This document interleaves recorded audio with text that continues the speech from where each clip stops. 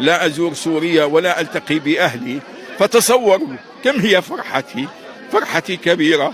سأعود لأهلي إن شاء الله، سألتقي بأهلي وأحبابي، أولادي الذين ولدوا في المغرب سيذهبوا ويتصلوا بأهلنا هناك. إنها فرحة كبيرة غامرة بالحقيقة يصعب علي أن أصفها، يصعب علي أن أصف هذه الفرحة. ولكم أن تتصوروا شخص غائب عن بلده 54 سنة قسريا، فإن شاء الله سأعود بأقرب فرصة لزيارة الأهل والأحباب، وسأبقى في المغرب مدى حياتي بعد عودتي لهذا البلد الذي أكرمني وقدم لي كل المساعدات ووقف إلى جانبي ساعة العسرة التي تعرضت عليها من النظام الساقط، والحمد لله رب العالمين.